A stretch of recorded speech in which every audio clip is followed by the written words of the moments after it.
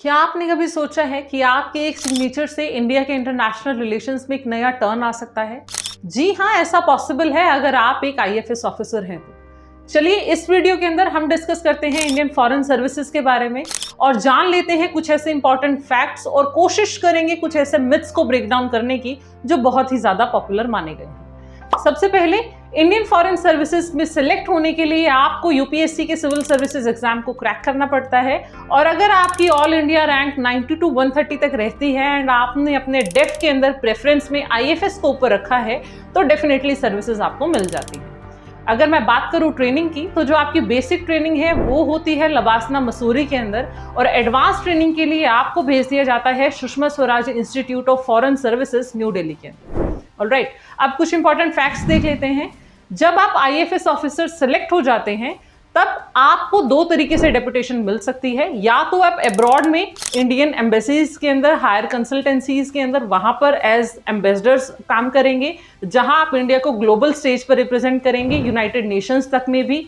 और दूसरी तरफ अगर आप इंडिया के अंदर डेप्यूटेड रहते हैं तो आप ministry of external affairs new Delhi के अंदर सर्विसेज करते हैं। ऑलराइट, सेकेंडली अगर किसी कारणवश आपको इस एग्जाम को दोबारा देना है तो आईएफएस के अंदर रहते हुए आप ऐसा नहीं कर सकते। आपको अपनी पोस्ट से रिजाइन करना होगा और फिर आप दोबारा इस एग्जाम को लिख सकते हैं। ऐसा सिर्फ दो ही केसेस में होता है, या तो जब आप आईएएस सेलेक्ट हो गए हैं या जब आपको आईएफएस मिल चुका है। Alright, now let's move on to some myths. सबसे पहला जो मिथ पॉपुलर है वो है लैंग्वेज बैरियर। ऐसा माना जाता है कि आईएफएस के लिए आपको इंग्लिश के ऊपर बहुत अच्छी कमांड होनी चाहिए और कोई ना कोई फॉरेन लैंग्वेज भी आपकी जरूर आनी चाहिए।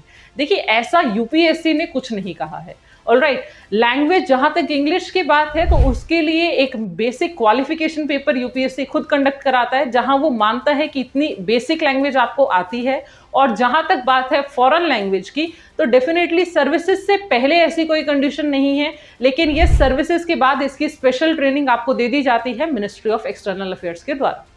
सेकेंडली, ऐसा भी माना जाता है कि वेस्ट अफ्रीकन नेशंस हो गए, वेस्ट एशियन कंट्रीज हो गए, वहां पर डेपुटेशन बहुत हार्ड रहती है।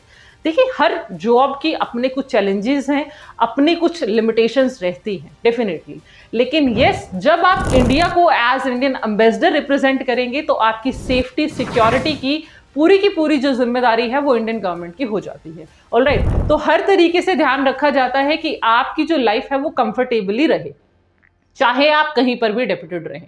ऑलराइट, तीसरी अगर हम बात करें सैलरीज और अलाउंसेस से रिलेटेड, तो जब आप इंडिया के अंदर डेप्यूटेड रहते हैं आपकी सैलरी जो है वो एट पार होती है विद एन आईएएस ऑफिसर। और ऑन द अदर हैंड जब आप अब्रॉड में रहते हैं तो इतना ध्यान रखा जाता है कि आप एक कंफर्टेबल लाइफस्टाइल जी सके। मोरोवर आपकी फैमिली में आपके बच्चों के मेडिकल एक्सपेंसेस और 2 बच्चों की पढ़ाई तक का खर्चा आपको गवर्नमेंट देती है।